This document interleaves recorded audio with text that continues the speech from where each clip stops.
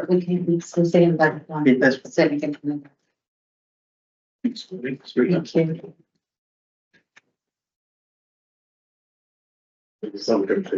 Huh? They haven't got time. There is no time for a cup of tea. It's like me to prepare our chair. It's got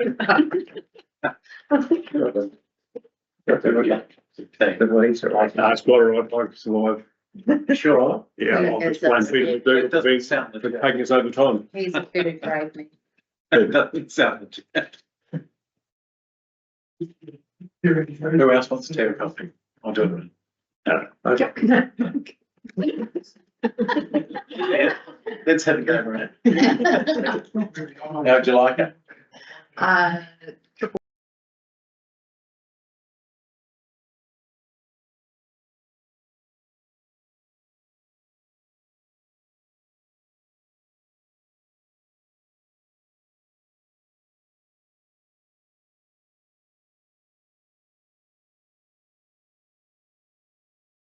Coffee, we have no. Yeah. No, I'm all good, thanks. No, No, I'm going, I've got orders now, so. There's How other would you people. like it? What? black. Black, Put your Don't coffee. care what it is. It's black. black tea. No sugar. Sweet enough. Roger. Miss Taman. Didn't ahead go to the with same, that, we Tim. didn't go to the same place. I'm going to proceed without Taman. Yeah. We have got Kieran Parsons. Got Kieran Parsons online, so we'll go to him first and then back on with our list. Yeah. Kieran, can you hear us? Specific instructions. Can you hear me? Just say my mic's disabled. We can hear you. Okay, you can hear me. Cool. I'll just get on with it then. Absolutely. Welcome. All right. Okay. Thanks.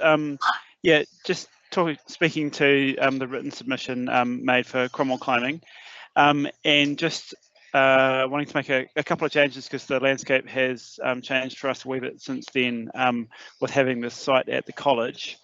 But we still like to submit for inclusion in any medium to long-term plan.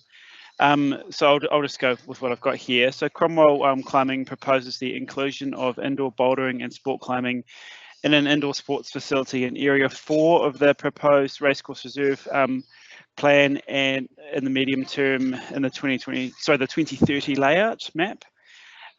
We request that indoor bouldering and sport climbing is included in the design phase of a future indoor centre. Indoor bouldering and sport climbing are rapidly growing in participation in New Zealand and globally, and these sports will both be included as separate disciplines in the 2020 Olympics for the first time. So they were lumped in with speed climbing and then lumped together, and now they got their own event, and now they're two separate events, so they're getting even more popular. As some of you have already heard me say probably a few times, in a survey we conducted, we had 478 people respond in support of building an indoor climbing facility in Cromwell, with 100 people saying they would use an indoor bouldering and rock climbing facility at least once per week. Outdoor rock climbing is on the rise in Cromwell with the establishment of a range of outdoor venues, including bouldering and sport climbing. We have a committed but small group of local climbers, and as I've said, we're in the process of establishing an indoor wall, and I think that's really going to grow. It's going to grow the club, so to speak, and I think with the new facility, it's quite small. It's squash court size, the one that we are going to be doing at the college. And I think there's the potential that we could outgrow that within 10 years. And I think it's a wee bit of a build and they shall come. Like as I talk to people around Cromwell, people saying, oh, I used to climb a few years ago and, there's not so much opportunity around here, but if there is an indoor facility, I will go. So I think we will exceed that 100 people visiting per week. I could see it being 200 people easily within a few years. And then we're getting to squash club type numbers. So yeah. And having a larger venue in a centre at the Racecourse Reserve would be great for the long-term wellbeing of the local community, particularly in winter when there are limited options for indoor recreation. So, I mean, in general, we're in support of the idea of having an indoor sports facility at the Racecourse Reserve as well. Oh, thank you, Kieran. Other questions? You did present to us quite recently about your wish for a venue for indoor climbing. It's great that you've got somewhere that you can begin to establish that, and that will help to establish the need for a facility once we get to that point of making considerations about indoor sports facilities and what they need to include. So, so thank you for doing lots and lots of good work on our behalf.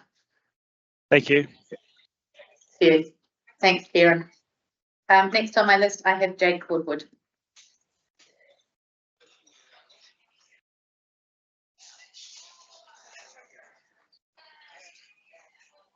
Welcome, Jake.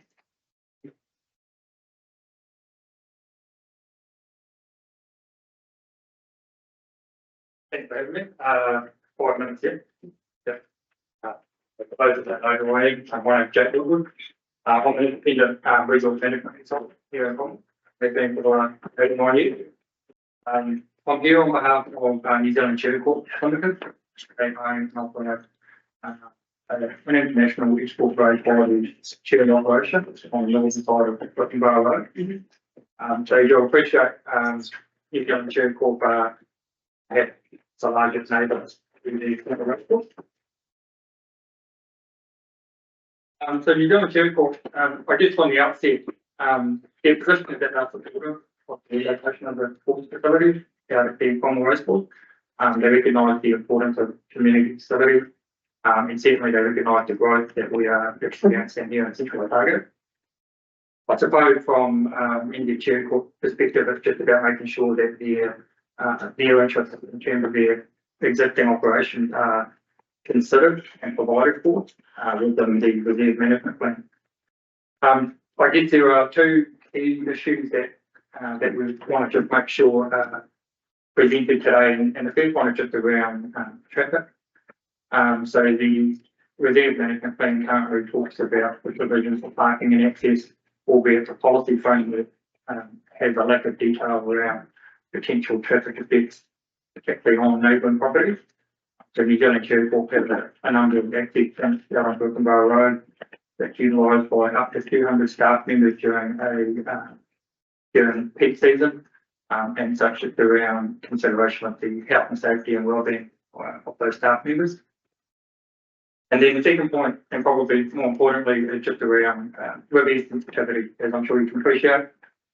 So the reserve management plan at a very high level talks about river sensitivity on the aerodrome, but nothing in terms of established rural production activities. So from my reading of the policy framework, there seems to be little in the way of consideration around maintenance of whether it's amenity values or ongoing operation of established activities, particularly as it relates to things like new buildings and activities and licenses and permits and so on and so forth. And so I think there needs to be some degree of consideration around how those policies might be modified to take into account the maintenance of those existing activities. Sorry, something flying around the place here. And I suppose just by way of example, the framework around the provision of new buildings talks about maintenance of amenity values and so on for the racecourse. Whether that should extend beyond the racecourse boundaries, but ultimately, New Zealand Cherry Corp obviously they do what they can to be a friendly neighbour. The provision of several sports facilities, potential multi-purpose facilities, in close proximity to what is a very significant asset to Cromwell, is of significant importance in our opinion. So those are the key issues that we want to bring to the table. As a planner, I'm happy to assist with the drafting of any policies or anything like that if you require it. Those are the key issues that I'd like to present. So happy to take any questions. Questions? You've got a question face on there. Oh, well, no, 'cause there's no question, because I think it makes sense what Jake's talking about, and going forward, the issues that are raised need to be taken into account, so. Yeah, I think that probably traffic management safety along the road are two key issues that need to be taken into account, and the impact on neighbours of the facility. Yeah, so, the policy that relate to traffic specifically, predominantly talk primarily about internalized parking and provision of parking. One or two policies that relate to consideration of traffic effects. Particularly when you think about the process of operating out licenses and permits for third-party activities, council needs to be in a position to revert back to those policies and say, yep, have we considered this? I can't have one with the issue means that traffic's not really an issue now, even And there's events on in that in space. the cherry season in particular, and then with Shannon Farm development going on, traffic's changing out there as well. Traffic changing, but also the nature of the race course as it operates today doesn't necessarily conflict with the cherry operations in terms of seasons. Think about the Cromwell races. Summertime activity is probably more of a quiet time for the operation, but certainly with winter sports and things like that as well. There will be a change in terms of traffic dynamics, which isn't necessarily existing today. Trying to make sure we account for some of those and try and avoid the inevitable and ensure that both activities can co-locate sympathetically. Anything else? Thank you for your time. Appreciate Okay, you coming and thank speaking you. with us today. Sandra. Next.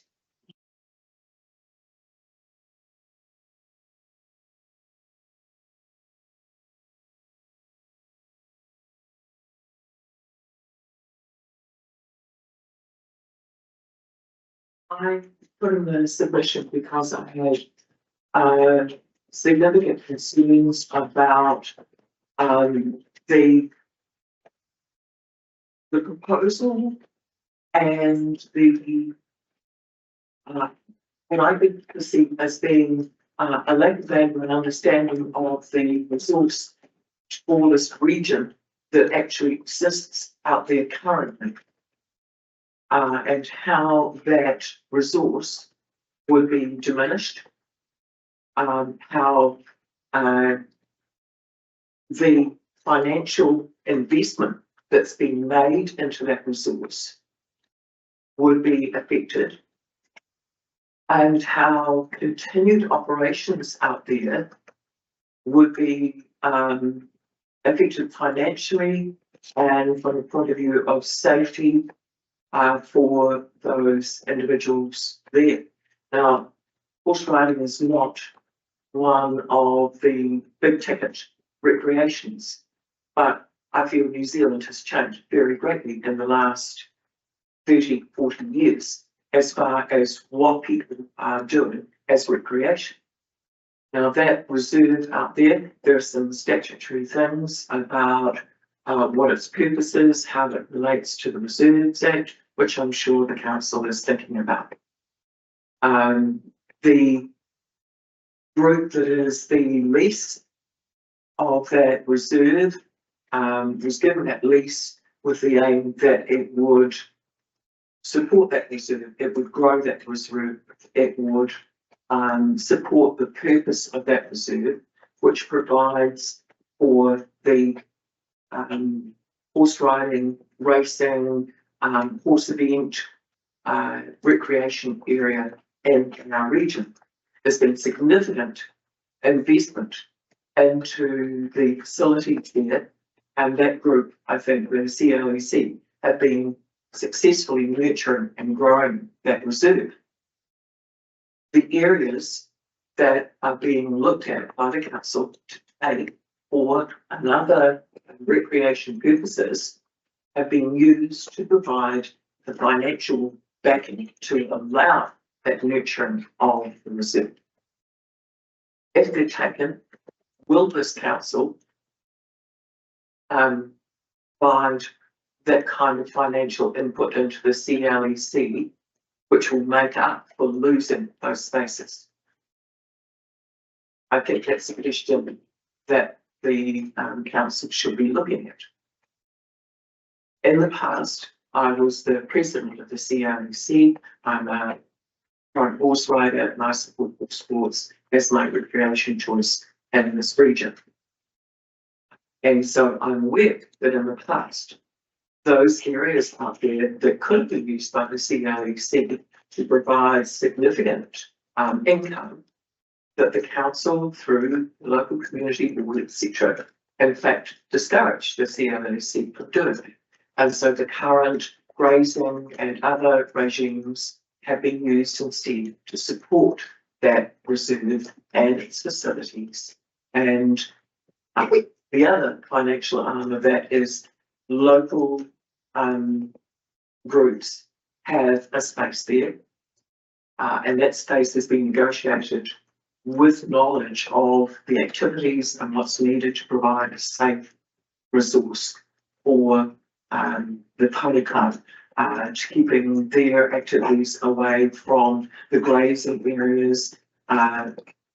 The whole reserve out there seems like it's got huge amounts of space, but when you actually see the events happening, you'll realise that those spaces are needed. If you put everything too close together, you can have a material impact on the rights of the people who are currently carrying out their recreation interests at that reserve. The cross-country course is on that plan that's at the back of the management plan proposal, has been diminished and shortened. Now that means it drops a grade. Immediately it drops a grade. When you put fences closer together, it drops the safety level of being able to get ambulances, being able to get service vehicles, being able to get people out and around that course. And so there is going to be an impact. I know in the proposed plan, it suggests that everything, you know, with a bit of planning would be able to be brought closer together. But closer together, when you've got half a ton travelling at quite a distant speed with general public wandering carefully to each other in the middle of that procedure is dangerous. And That noise was your time, so if you'd like to bring your presentation to a conclusion, then you're okay. yeah, another quick point I would make is the idea of public voice as a way of basically overwhelming the rights of a less vocal group. If we lose the variety of resources available in our area for recreation, that is not a step forward. So I think there's a financial, I think there's a safety issue, I think the planning for provisions of facilities out there at the moment, a current race meeting would not be able to be run with the plan that's on the back there, because if you look at where all the horses are outside of the races, they need more space than is being allowed for that plan. And I would question whether there's been horses coming in from Thoroughbred New Zealand that run the races through Gallop South and other specialist groups that could provide a safer way of development that reserve. There are some issues there that diminish the recreation rights of members of this region. Thank you. Sorry, Anna. Any questions? Yeah, with your experience having obviously been on the trust for quite a while, what do you think the breakdown is of racing events versus other equestrian events like cross country and the financial time of use break? Time of use, by the time we've got the gallops and the possibility of 2 lots of gallops, and then the harness meetings, I think there's 3 at least. That's one aspect of the activities out there. There's more constant use from people who are riding, training and grazing horses there is more significant. but the safety angle of several thoroughbreds coming around the final bend and being distracted by something happening just over the fence is something I think Thoroughbred New Zealand probably need some input on this proposed plan, and whether they would consider that they would want sports events on those grounds that are placed in conjunction with the track to be cancelled, to be blocked out on the days when they're racing. There will be a lot of consideration around who's using what and when. Is that track used as a race training facility or only for race event days? I couldn't give you an up-to-date statement on that. I think there are other people who'd be better equipped to give you a clear statement on it. Other questions? I was just going to say, I think that the track itself is actually only used on those 5 days. Doesn't appear to be available to the pony club the rest of the time. No, that No, it's very important that the surface is left unmarked. It's very important. It's a health and safety issue that there are not inequalities in the surface.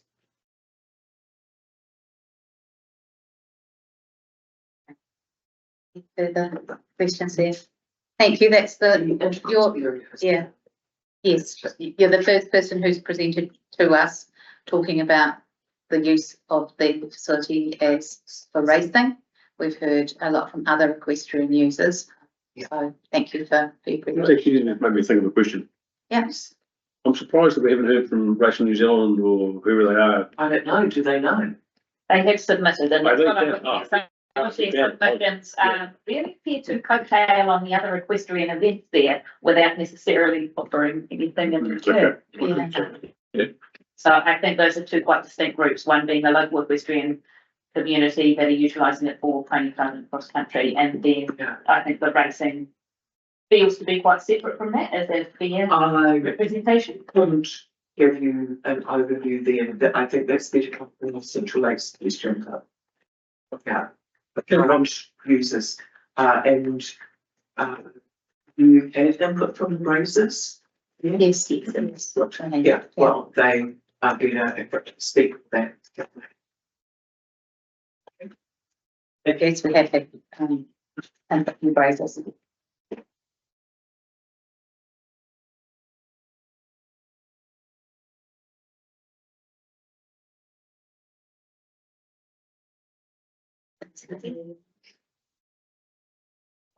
We are running quite ahead of time, so we're just making sure that we've actually got people in the room who are next on my list. Lisa Prue. Welcome.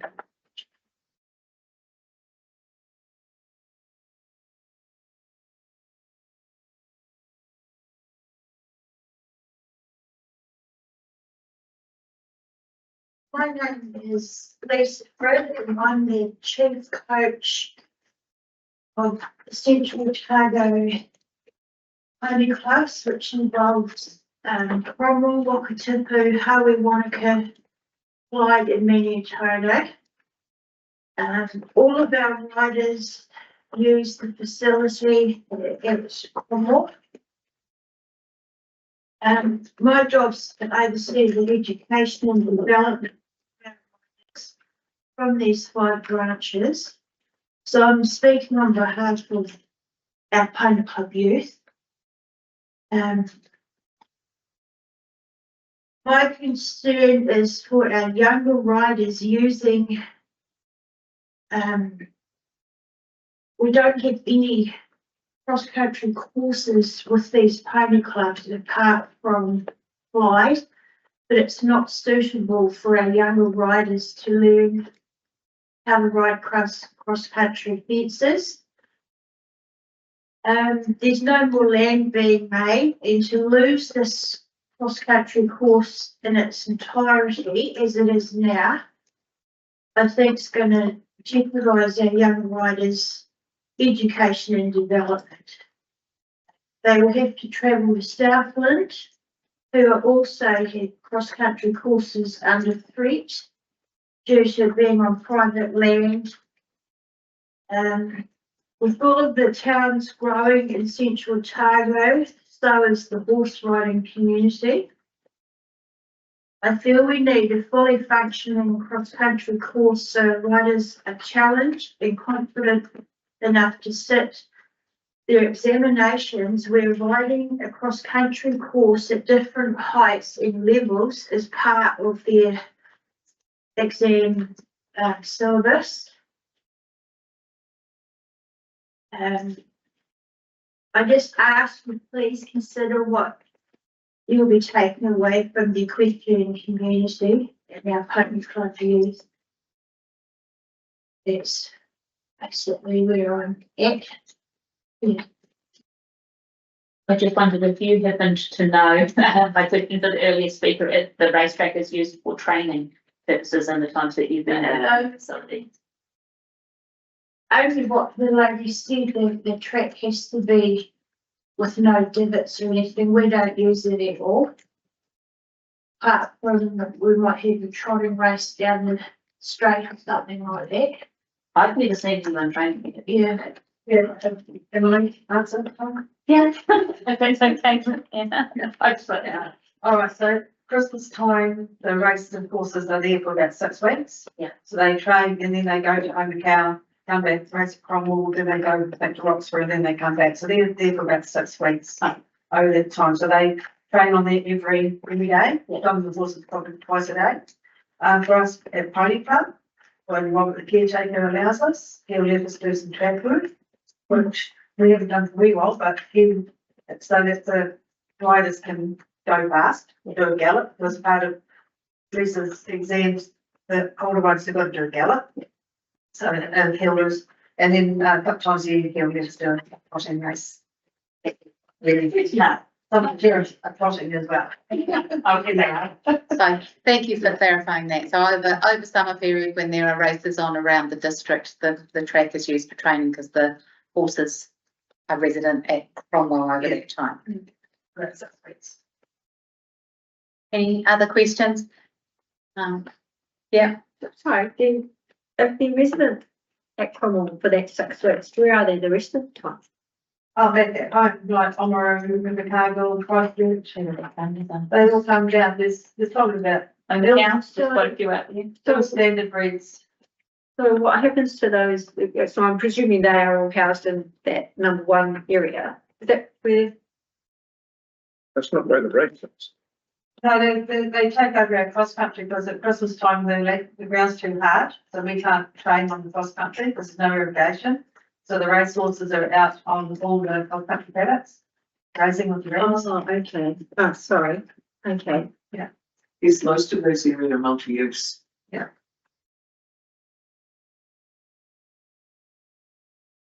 Thank you, Lisa, for your input today. We appreciate it.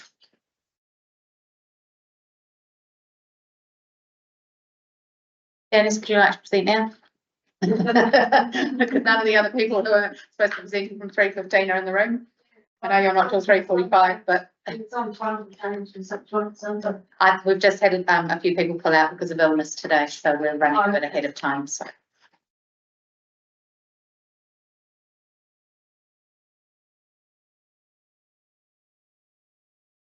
Welcome. I'm Janice Jones, Secretary Pony Club. I'm speaking as an individual. My pony club story starts at 4 years old with Trigger the Shetland that was home in Soys Bay. And then after that was after leaving Cromwell. And we then moved up to Pinewood Geneva where we had pony club at our property because the next door neighbour decided that was it and raced over and jumped over the barbed wire fence and almost taken my dad's and we went to pony club. So we had 3 cross countries on our property, but again, it was private property. And it's the same as a lot of our pony clubs around here are on private property, which swings turned back from having the owners possibly moving us on. So we look at Cromwell Racecourse as our haven, our reserve, our area for our wee toddlers. Like there's some kids out there that's 18 months old out riding on the cross country and being led around. And then we have all our adult riders who Like myself, come back into riding, got myself a horse, back into it, and there's a lot of adult riders out there as well, all coming through, and because most of our pony clubs, some are on our race courses as well, but they don't have the access that we have at Cromwell, because actually we can't lock the gates, well, we have them there at the front. But it's just the effort that we've all put into having the pony club, the equestrian events there, the hours that we put into volunteering, fundraising. Oh God, I've spent so many hours into fundraising, giving people there, and it's just so that we can have our riders in a nice safe area with space that they can actually come to. We throw 3 kids on, they're a bit older now, but throw 3 kids into the truck and we ride our Cromwell's family. It's just there to give our children a chance to learn. A lot of people with ponies only have 1 week paddock. They can't ride in their paddock, so they need somewhere to come. And a lot of our areas don't have anywhere else to ride. So we'll meet up in Cromwell because it's the hub. You know, for us, it's the Central Otago hub. It's the, you know, used to be called Junction, and it's a nice, easy, it's accessible, it's got facilities, it's got toilets, it's got water, it's got all the yards, and it's just there and it has the space for us to ride around in and have a lot of either fun or serious stuff like exams, competitions, and that. And talking about sharing the dates and the calendars and that, even at the moment, it's hard actually to get a weekend that suits in our program. We're competing against the dogs, the police, they've had cavalcades there before, and they're having the gold mining thing next year. So trying to just get dates that suit as well. Already that's a problem. And then no irrigation, so that puts the cross country up for several months every year because the ground's too hard. You can't impede a horse and jar it up on the hard ground.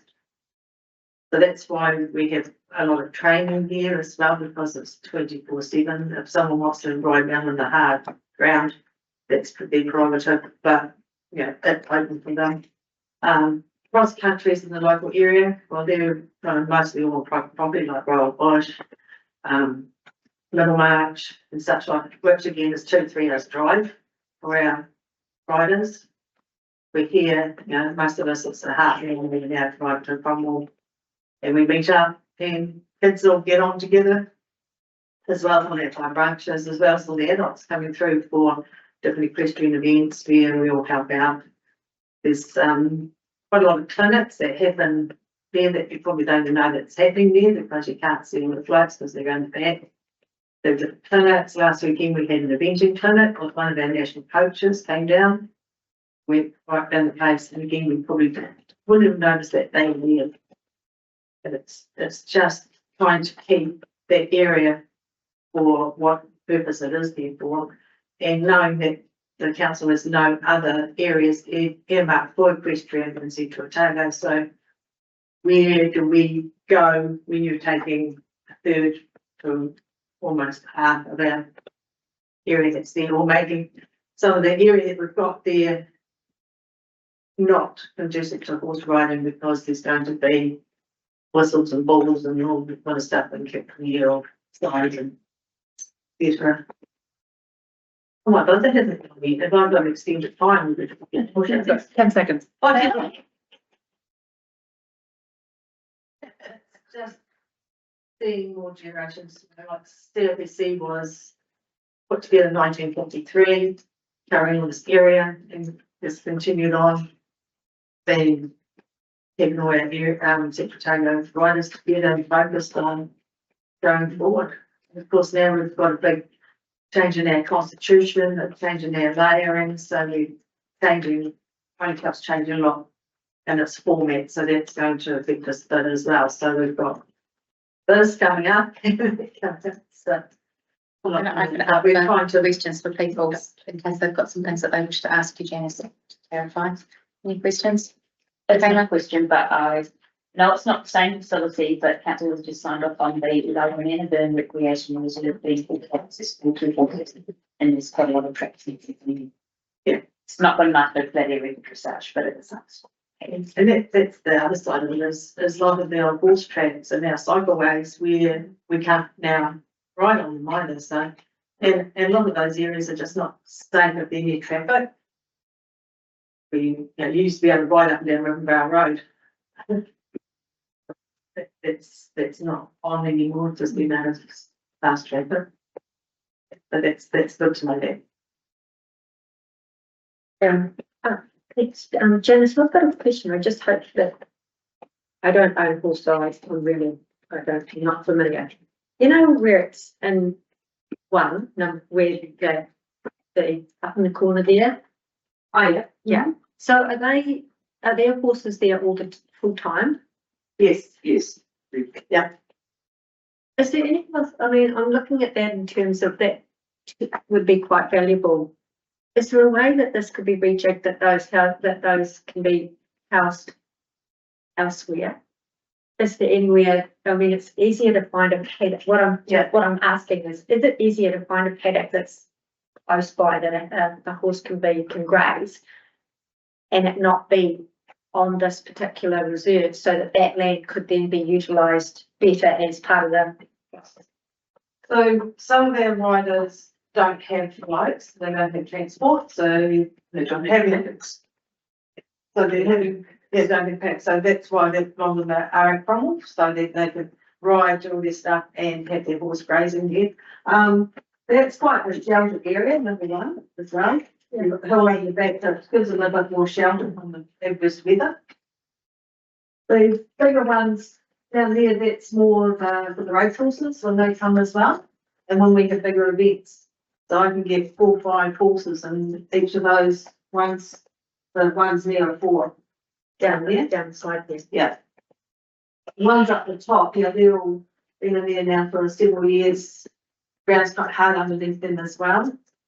And they don't get irrigated very much, so you have them to grow grass too. So even that land would not be suitable, you're saying, even if you could find somewhere for those horses, you're saying it's not suitable land then to become part of that cross. For the cross country, yes and no, because you have to take all those fences out there. You've got to have all the old holes, which take a lot to fill up, and they're quite dangerous. You get a horse trip in a hole, and that's riders, rotation. And that's what I did, but either or both. So you've got to be careful with all those post holes and that's packed by, but to move those, plus you've got 30 odd horses in that area. But a decent amount. So when you're saying this 30 odd horses, I mean, I was counting there's 13 paddocks, if you like, along the top and then 13 on the side. Most of them are divided up. So they are. You're talking about these students. Yeah. Gross. And some of them aren't accurate to that picture either, because there's more of those ones down there. These are more halved as well. And some people have 2 some people have 2. I think there's even someone's got a stamp in one of these. And that's what often people have got a bigger horse that have a mini as well. It's a companion one. One of them is 2 on those. But to put that many there, else like the rulers now with exploding planes, such like that, it's great fun. And last event from one planes to like at 6:30. That's an interesting area with the planes forming up as well with the horses. They're used to, most of them are used to it now, but it's not ideal there. But anyway, then you got the hill where you've got some more trees and stuff like that. Really in the plan. You either have them at number 1 or you have them at number 10. It's number 10. That was supposed to be what's his face. Guy was going to have the farm and the thing. It was in Port New Zealand yesterday. What's his name? Let's do around from. Yeah, that's him. So we were wanting to move those. That's not bad. But then you're going to have to have car parking on that 4 year. The way it's laid out at the moment is it works. Can you see that there are possibilities for solutions of having both things on there with some rejigging of the plan? that there's a possibility of some mixed use stuff if there's some further considerations made of how the equestrian community uses the site. Actually, that plays something. Gosh. There's a lot of it, really. There's not much. No, it's kind of. Right. It's laboured there, so. Yeah, and you haven't got the buildings, the racehorses, there's not out to the racehorses yet, but yeah. You could put a stable when you get down, you put it back on here. Grace Branch, You were talking about the and reserve, and you're also talking about diminished recreational possibilities for people. I should shut up as a parent, sorry. For people in the region. As soon as you say, hey, you can't have a horse anymore because you don't own land, you can, and you're not allowed to have a grazing paddock anymore at the racecourse. That's really. Oh, I wasn't really meaning that. I wondered if there was anywhere, not, locally that where some of these houses, where some of these horses could actually be housed that weren't too far away. I mean, I don't know if that question has been asked. Sorry? Are you thinking about buying another area? No, I'm just asking if that question has been asked of any of the other areas surrounding. But I suppose our biggest question is that's whether or not we can find solutions, because there's been other presenters today who said, yeah, we think there's ways that this could be rejigged so that people could cohabitate.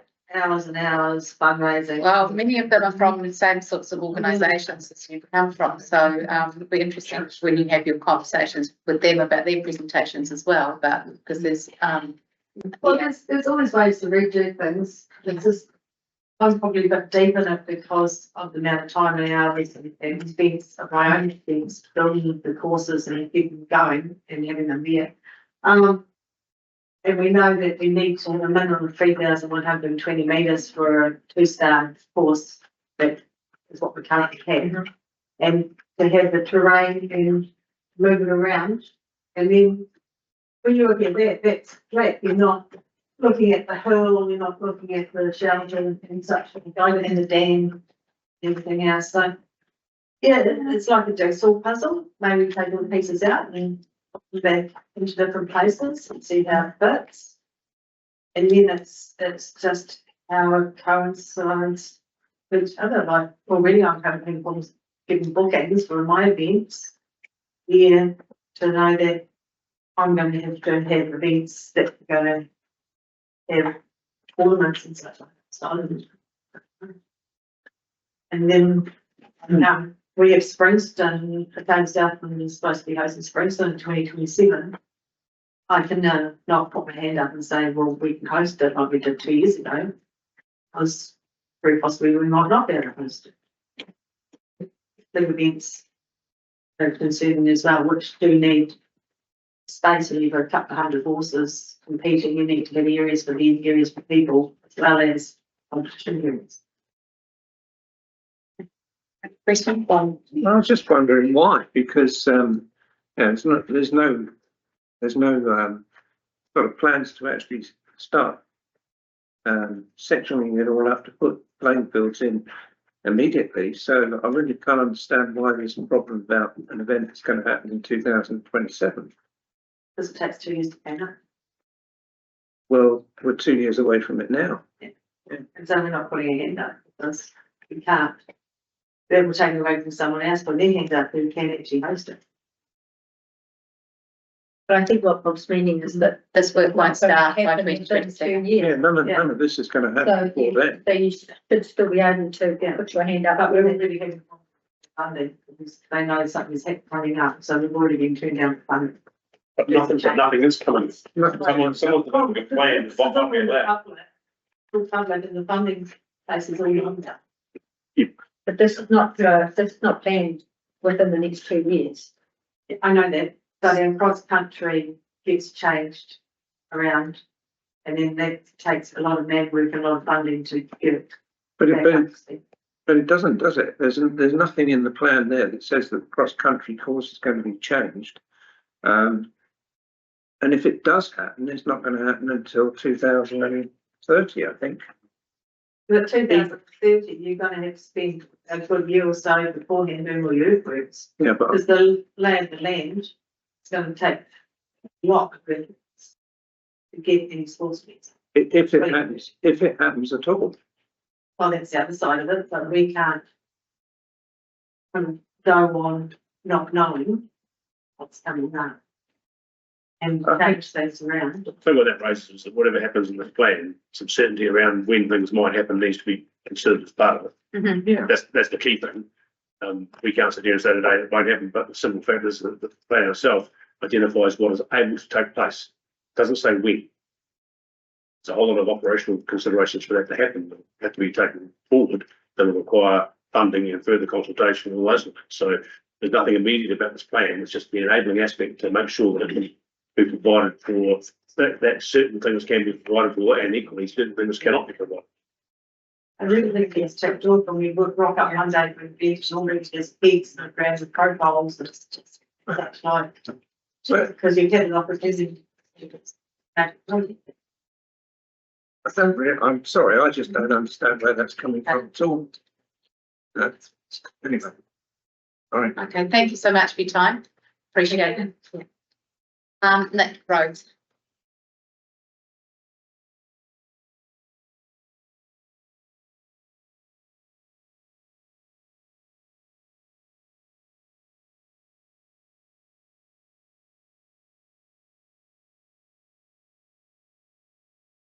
Speak over again, isn't it?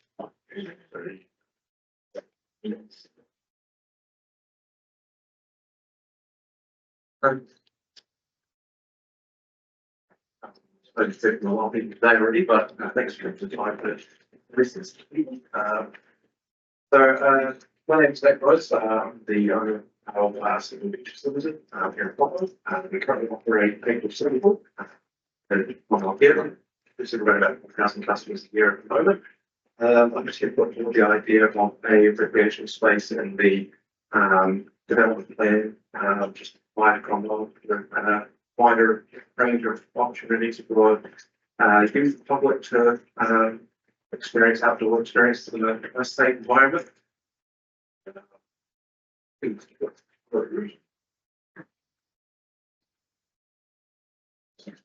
So I think it'll go without saying, you know, how quickly Cromwell's growing and how big of a need there is for recreational spaces for the community here. I think that we've currently got quite a large focus on traditional sports activities in the area.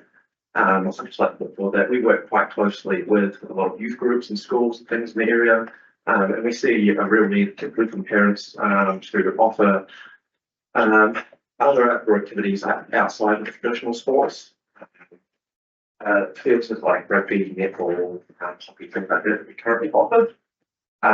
So especially in comparison to say Wanaka and Queenstown, we're sort of well known in the area down south here as being sort of an beach mecca. Cromwell unfortunately doesn't have a lot of opportunities in that space, regardless of commercial or otherwise.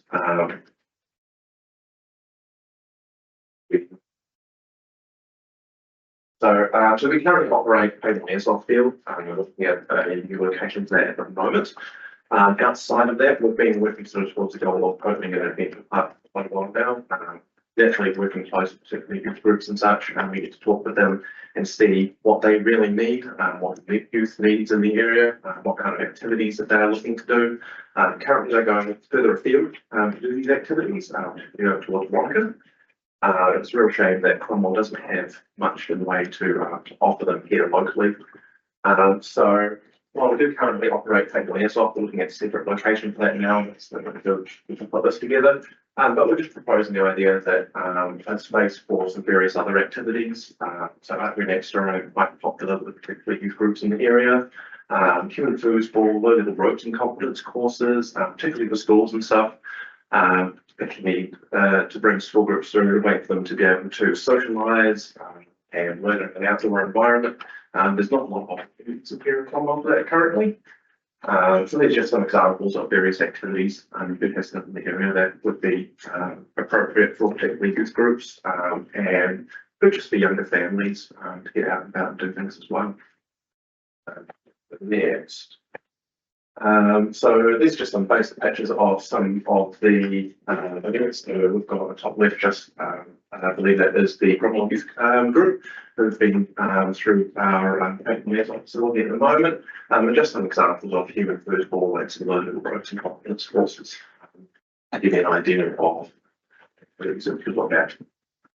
Here's the next year. So just the way that it ties into the current plan. So sort of, so obviously the goal is to provide a multi-generational play and adventure opportunities for everybody. So the place that we proposed obviously allows for people sort of young and old alike to go out, have fun in the sun, play and listen and learn together. In the plan there was provision for a commercial recreational space, and obviously it meets the plan requirements. To say that so we can get them to work with the existing facilities that aren't going to disrupt obviously the current race course and equestrian facilities on site.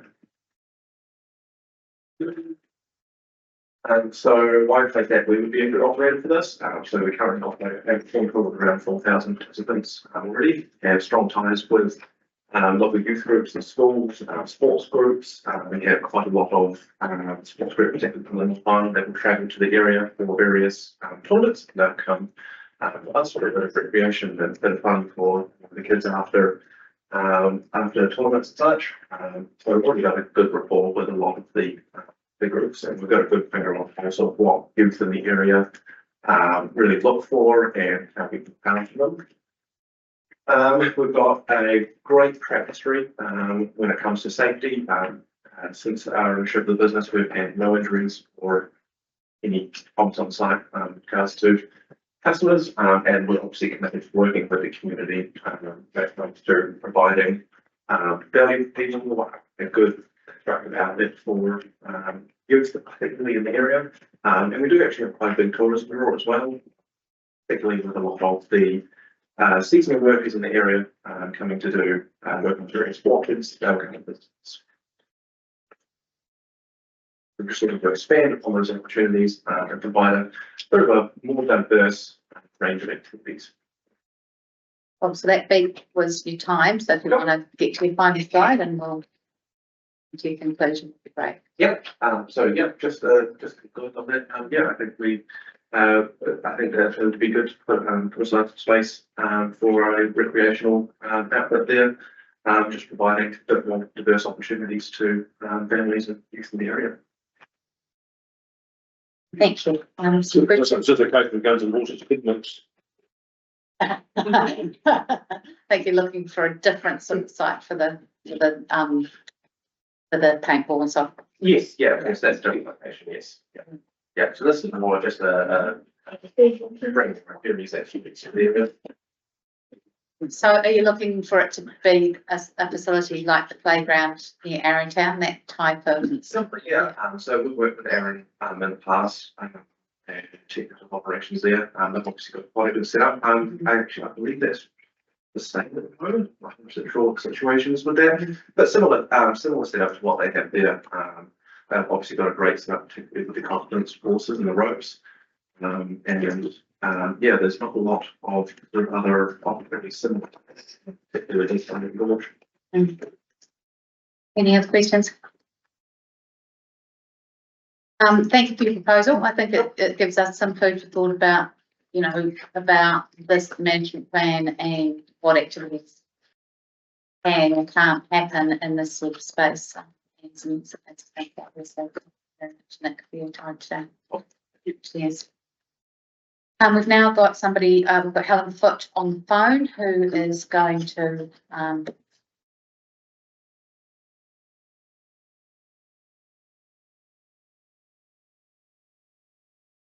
Hi Helen, it's Sarah. We are ready to hear you speak. I'll just put you on the table on speakerphone. Thank you. Welcome, Helen. Hello, welcome everybody. My apologies that the technology's let us down shortly and you can't see me, but just by way of introducing myself, my name is Helen Foote. I live in Queenstown, Frankton Road, and I'm presenting to you maybe slightly left field. I definitely don't know anything about horse riding, so I'm coming from a different perspective here as the lead for the Otago Central Lakes Health Project and leadership team that are part of that. Just for those who maybe haven't caught wind of that, I thought I'll just run you through a wee background and then just give you 5 key points for why I think it's worth considering health when we look at the proposal for the Cromwell Racecourse Reserve. So firstly, October 2023, so it's going back over 18 months now, mayors and MPs joined forces across the 2 districts, so Otago Central Lakes District and also Queenstown Lakes and Otago Central Otago districts, and we were united across the 2 areas by one urgent concern around how to make sure that the communities get the publicly funded healthcare that they needed now and in the future. And I'm sure many of you in the room already know dramatically growing population across the region, which Cromwell, Central Otago, Wanaka and Queenstown Lakes all participate in. And those figures that we talk about periodically around the resident-only population being around 79,441, 8-day population being 167,000, and the projection by 2054 being 302,000, which is near the size of Hamilton. And for those who may work on the fringes of health or have needed health services themselves, you might be aware that we have significant unmet needs right across our area, and that goes to the communities that you serve as well, being obstetric and maternity services, acute surgical services, specialist medical services, rehabilitation beds, health services, acute paediatric services, oncology services, critical care, acute mental health services, outpatient services, inpatient palliative care, diagnostic services and aged care. And the reason I'm discussing this with you today, or wanting to present today, is because for those services to meet our community's needs, at some point they're going to need a location and a place to go. So under the guidance, we brought together a working group over the last year of health experts and leaders, including Health New Zealand councils, Kaupapa Māori health providers, rural providers and people from the wider health sector.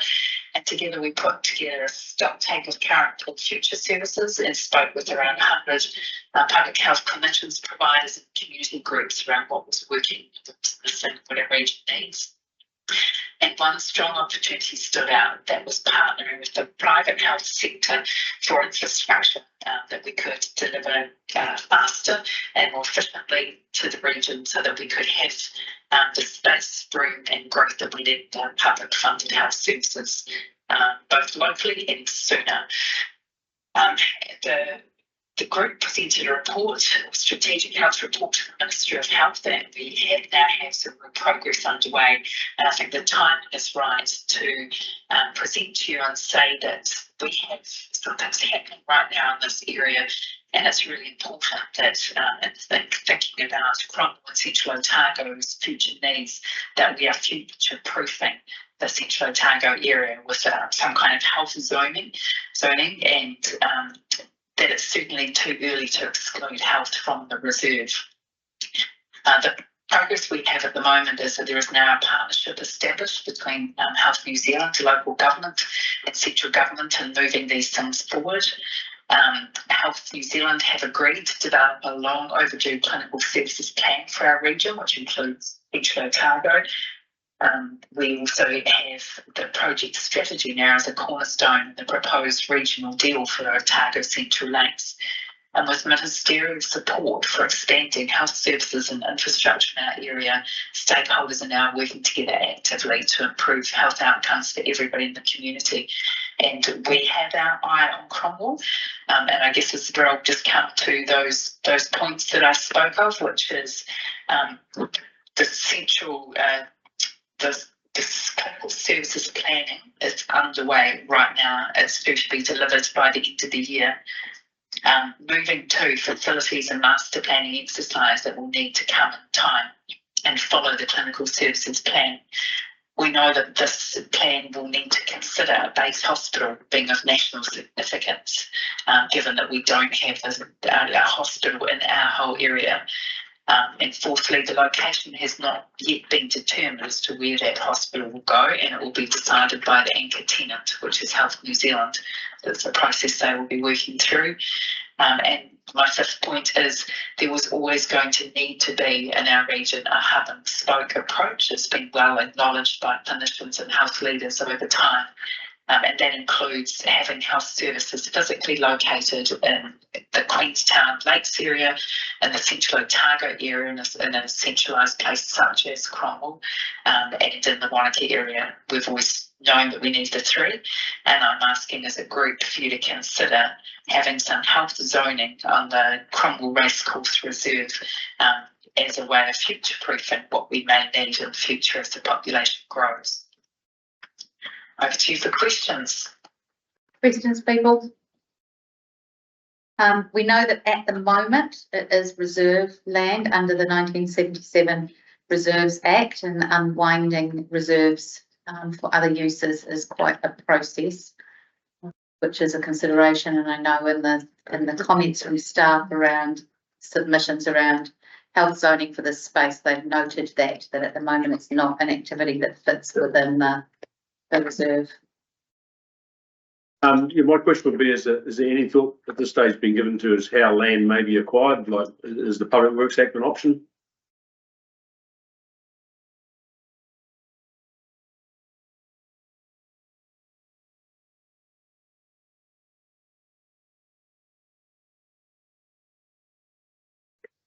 Yeah, fair enough. We're not short on private investment capital for either purchasing land. It may be that there's other options outside of that as well, and also for building infrastructure. I've just got something to say. We had a submission earlier on, actually the very first one of the day, from a lady who came to represent an organisation called ROA, who had a very, very similar plan. Is there any, sort of, do you actually join with her? Are you aware of that? The project that I'm leading at the moment with the project. Yes. Project, so it doesn't come from a particular organisation or provider. It is health providers and leaders getting together with our local councils and other key leaders and MPs across the area to drive forward the strategy, look for the gaps, hold Health New Zealand to account, and work with any and all providers who may want to step into the space to provide either services or infrastructure. So absolutely, yes, working with them would be, we would be delighted to make contact and work with anybody who wants to look at providing services. But you're not working with them at the present time, is what I'm asking. I'm not familiar with RRA. ROA. ROA. Yes, sorry, you say I'm familiar with ROA. So yes, they are included in the strategic report to the Health Minister. So if you, if anybody wants to see more detail, you could have a look at the website for the Southern Lakes Health Trust, and you would find the strategic report there, and you'll notice that ROA is mentioned as one of the significant strategic projects moving forward with private in our area. Our focus is how projects such as that can facilitate publicly funded or free services. So, we'll be looking to ROA and other projects to contribute to the public health system. Okay, thank you. Anyone else? Thank you very much for your presentation. That again gives us food for thought, which may be around the race course, but maybe around what other opportunities there are for the things you've talked about within the Cromwell Basin. So thank you very much for your time today.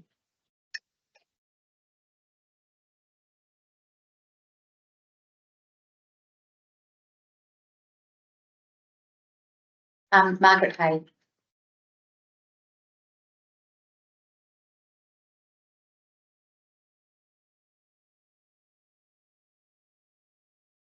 injury is not horse related. Thank you.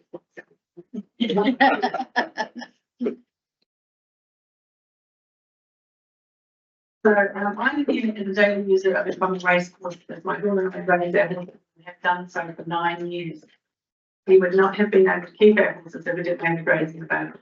Very popular with all paddocks currently full and there's most often ways to run. I understand these things won't run me out of my paddocks in my time, but I am concerned once the changes start to take place, there won't be grazing option providers in the future without their own pockets. We are very lucky to have this great surrounding paddocks provided. And just sitting here right now, it's all of it, once all those changes are put out there, there's a whole lot of other opportunities that are coming in. And although I think that the gentleman here has painful ideas that it's fabulous, it just doesn't make for horses and grazing and we not even at the paddocks or the 10 paddocks away. So this is what the changes, which concerns sort of us fussy people. I'm also the Cromwell Pony Club president with 42 active members ranging in ages from 4 to 61 years old. We have a fenced arena which is a safe environment for our members. It's currently used often and in a sunline stadium for our rallies, competitions and general riding purposes. We host adult riding clinics. Our local policeman Paddy Henderson uses it in conjunction with the college teaching funnel teams equine area. Central Otago Pony Club uses their arena and the bulk of the racehorse grounds for training and equine education camps. The national coach is funded by COPC. 2 cross-country competitions are held per year, and we have posted the NZ Pony Club champs as the courses of a national standard. I'm not sure non-equestrian Cromwellians know the extent it is used beyond just a few days of the races. The COPC has heavily invested money in countless areas of volunteer time in the creation and maintenance of cross-country courses. The first plan will impact the course considerably as they will need to move from one of the paddocks to use the course somehow deeper to ease and improve quality. The second plan will make it extremely difficult to continue with less area. I feel this needs to be recognised and respected as we are a sporting body that already exists in an area that is to be rezoned for other sporting purposes. This will come at considerable cost and I hope there will be some funding to subsidise this move. I'm also concerned that the safety aspect that will reserve judgment. Reserve judgment so plans are updated to show how this will be managed. I understand we will be faced with changes to continue to serve all of the community requirements. However, equestrians have special needs and I would like the equine use to continue to be managed by CLEC who understand such needs and ensure that they are met. CLEC is a volunteer group, therefore no cost to council with history and knowledge of the complex and surroundings. We are just a passionate group wanting the best for the facility and its users. Water is a concern as it is always heavily rationed, even though there has been a newborn put down this year. It has not changed the situation in any manner. All current water resources are carefully distributed to ensure frequently used areas produce safe footing for horse racing and other equestrian high impact activities, such as mounted games, dressage. Where will the water from new grounds be sourced from? A water management strategy should be put in place before any development starts. The word fireworks would not have even been in the race course plan provided had any knowledge of the fear inside and they bring to horses, often ending in a horrific outcome. I know page 17 elected policy changes at state, updating the fireworks policy to reflect current safety and environmental considerations. I suggest remove it entirely, and in my opinion, they should only be ignited over the water in Cromwell due to our most tender dry environment. If this goes ahead, there needs to be an equine enthusiast involved with the planning team as a voice for our community. So it is done clearly to their needs and within a time frame that won't affect any of their current dates of competition and other events. I thank you for the opportunity to address concerns. I do hope decisions are made quickly and no more consultants are dragged into spending ratepayers' money unnecessarily. We would hear from the public and engage what the response would be. I realise I've probably repeated quite a lot of what you've already heard today, but that's what I had, my view of it is. Everyone's got a slightly different spin, so it is interesting that, even though we may have heard from a lot of people from a pony club or equestrian perspective, everybody's submission has been slightly different. So we get a slightly different perspective or a different piece of information from each person. So we're grateful to all of you for coming along and speaking with us today. Has anybody got further questions? I think probably the thing I've picked up on the most from what you said were the two things were a water management plan, and I'm sure that the board's already been thinking that a water management plan is going to be needed because obviously water is there, but just having those words expressed that that's something that we're going to need if there's going to be additional use or different uses, but also it's probably something that we need to consider for the land anyway, that's obviously from what we've heard, that there's lots of parts of like the cross-country track and stuff that use becomes limited because of the lack of water. So, and the other one was to ensure there's an equine voice in the planning team as we move forward to make sure that we've got a good understanding of the impact of any changes on the equine community. Well, the plan looks lovely. I mean, all those trees are wonderful to have, but you just can't wait. And that's what worries me, is that plan goes out to the public and they see all it's going to be all green and beautiful, but there's not enough water at the moment, and the other stuff that's, you know, moving here and that sort of stuff. That's a much more cost. It will just be easier to, you know, we've obviously, something's going to have to happen. We have to bend with it somehow and coexist beside each other. But just the best way is what we have to hold on to. It's the best way that we can do it. So rather than just have, you know, a plan, I've seen many buildings made and plans made and things done, and it just had quite had the, you know, we moved it 6 inches to the right and we made all the difference. So that's what my. Thank you. Any further questions? Well, is it a case of doing that, or is it a case of making sure that the reserve management plan is flexible enough so when it comes time to implement the sort of activities that have been proposed, that then the actual detail of the design can come through? Because one thing I can say now, if we put this in place, say, to go to the detailed design now, one thing I'm sure of it, it's wrong. It's wrong, yeah, because this isn't detailed design. It's very much. Yeah, I mean, the good thing was that behind you when you agreed with me, so did he. Well, I've taken many times because I'm actually on it as well, but it is the whole of the moving on thing. It's just breaking together and making it. Thank you so much. Jessie.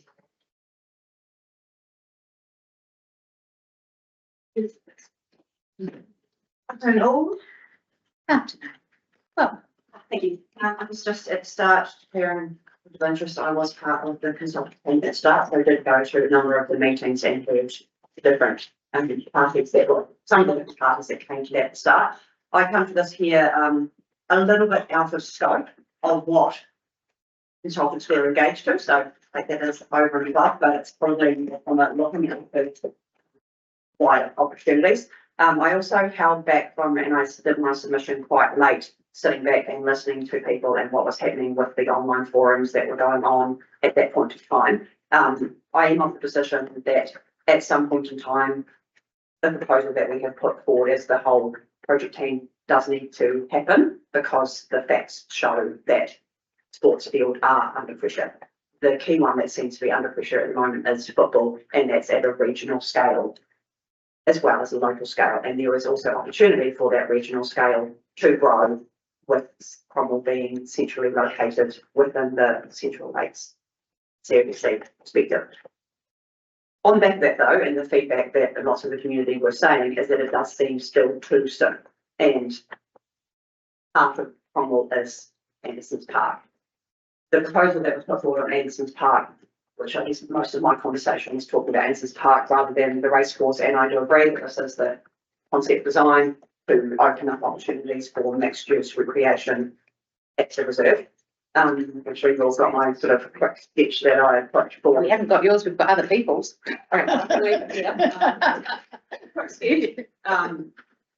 Is based on NZ's sizes of turf fields, full rotary, full cricket, multi-purpose turfing facilities in town. And this is come through from a multitude of factors. Can we compare them all? I'm just putting the other two that we've been given for Anderson Park today in front of me, so I can.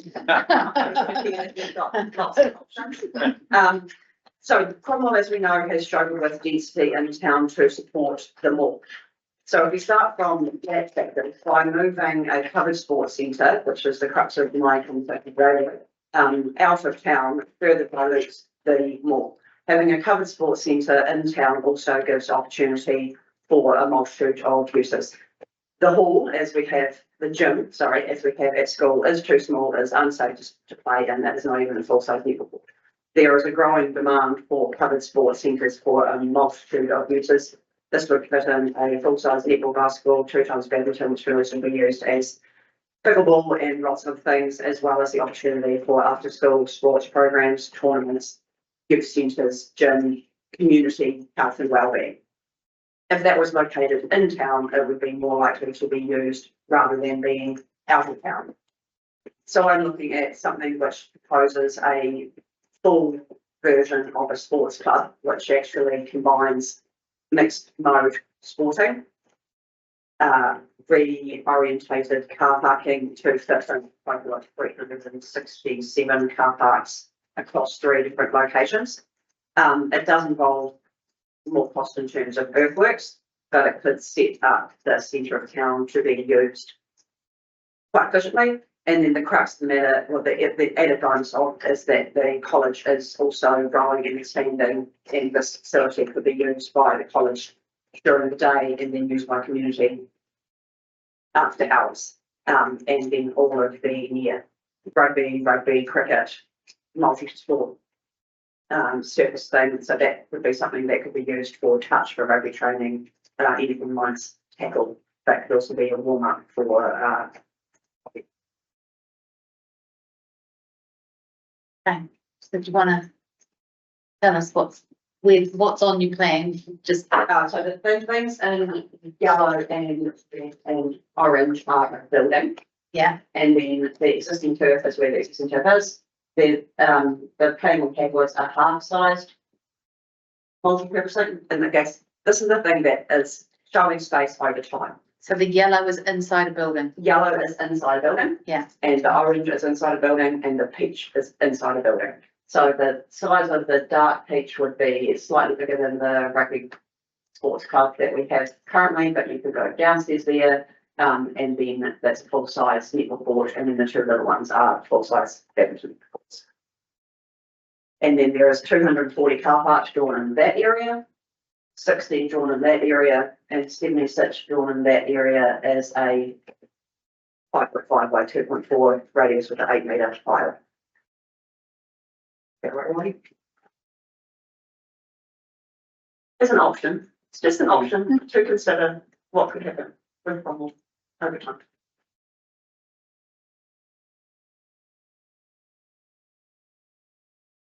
I wrote more than that. Yeah. I guess that. Okay. Questions for Jessie? Can I ask questions? I'll allow you to ask a question.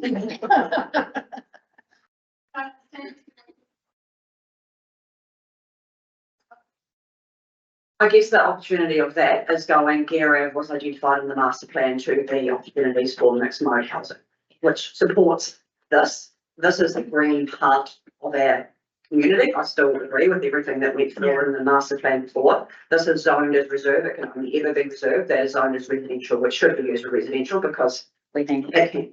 Realise people. Yeah, it's not used by that all the time. there's actually really good greenway spaces in that area. Area just that said is quietly, councils aren't developed, but they should be. I think they're looking at different ways back. I guess this is going, this is zoned as recreation. How can we fit in a really good crux of recreation? I've also got kids that are both in rugby, and I understand the mixture of what was proposed is juniors would practice in town during the week, seniors would practice out of town during the week and then swap over because there is a maintenance of fields that when they get used more, they get worn out. So this is really just buying a little bit more time to keep it in town a little bit longer so that all plans could come to fruition and there could be some rationality of how many fields are needed at the racecourse whenever. And it's also reflecting that cricket can fit in there with its crease not being within a rugby field. It does involve earthworks, but we've seen around the Queenstown there, like the bank around the Queen rugby field is pretty earthworked up, and Garrison, that can be a lovely facility in town that could be used. Right. Any questions for Jessie? Yeah. Go on then. I'm going to do it. I suppose what something you just said made me think about something that's going to happen further north of here, which is Bison Moorings Parkburn, Dallas Quarry, and a number of houses that are potentially going to go there.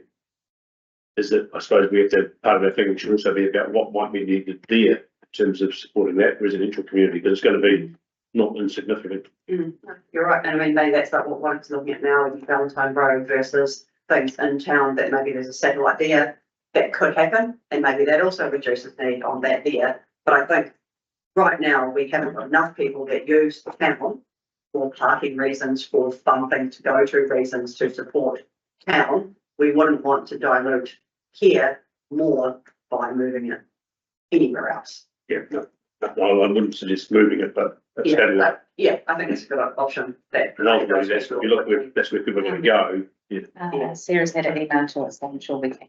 Yeah, I think it's. Any other questions? Thank you. I know that largely this is about the racecourse reserve, but of course it brings in the other reserves and how they're going to be managed in the sports field. So we appreciate. I think very importantly what it says is that you have to think about what can happen elsewhere, because that will have an impact potentially on what should or shouldn't happen, or could or couldn't happen at racecourse. And how quickly things can happen. Yeah. Yeah. Thank you very much. Right. There we go. Lots of people thinking about redesigning our Anderson Park for you, Gordy.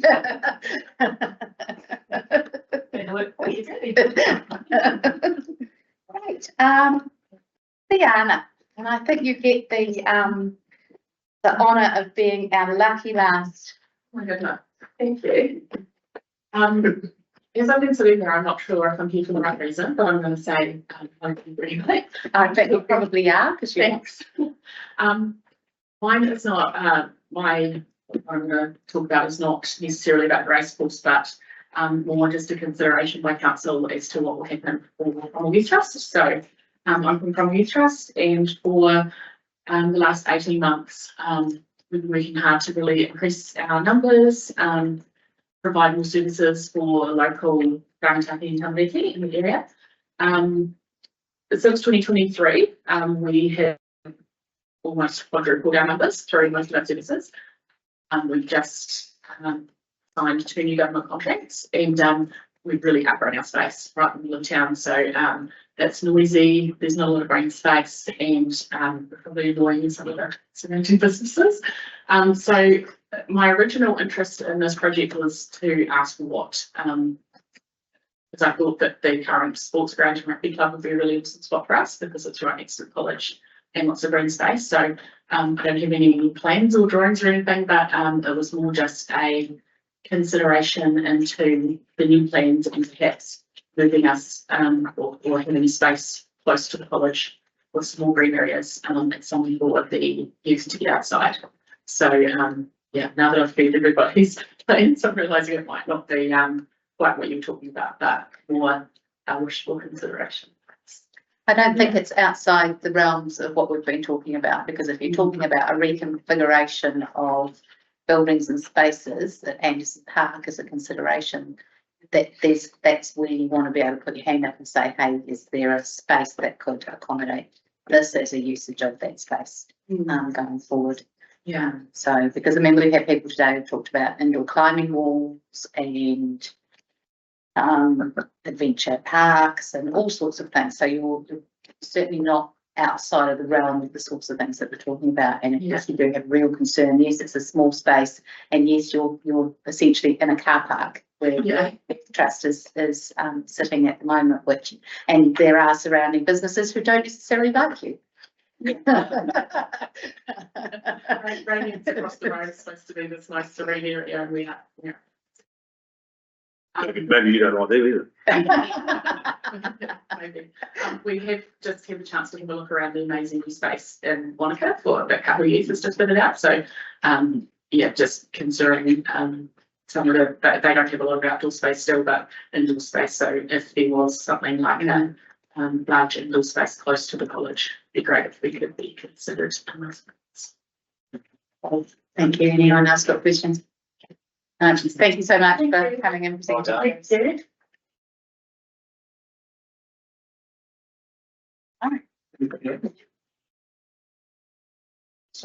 Thank you so much, everybody, and everybody who has sat through other people's presentations and participated today. We have so much to think about. I'm really pleased that we've got a week in which to go back through all of the submissions, not just the ones that were made face to face today, and to make sure we've really understood the things that our community has asked us to take into consideration in the deliberations that we're going to be making. The note here is, I want to go back to something that Neil said a couple of speaks ago about the flexibility of what comes out in the management plan. This isn't a detailed design plan. This isn't a set in concrete plan. We're looking at what future uses could look like, and the detail would still be to come. In which case, when we're thinking about what the stakeholder groups are, who we need to be talking to, how we put the plan together, that's going to be really crucial at that point. So. I think it's going to be useful between that, because we've got the report already and the response to the submissions. I'm wondering if don't expect an answer, in fact, don't want one, but my thought would be saying it might pay to think about what might have changed, having heard it firsthand from the questions that have been asked and the answers that are given, the other comments that come up about, say, actually a further refinement of what has been said. There may be none, I'm not saying there is or isn't, but I think it'd be really helpful for us to say, well, you provide the supplementary information from what's been heard, what's been clarified, and might pick up some other outcomes. Because I think the key thing for me to make a final decision is saying, well, have we got that flexibility? Have we reflected what the community's told us?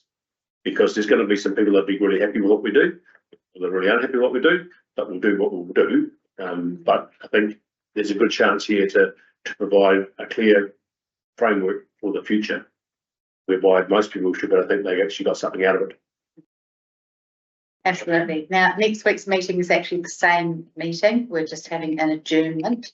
So I am going to adjourn the meeting, and we will reconvene on, what day are we reconvening? 26th. 26th at 3 p.m. So this meeting reconvenes Wednesday, Tuesday, 26th at 3 p.m. I'll come on Tuesday, I promise not to miss it.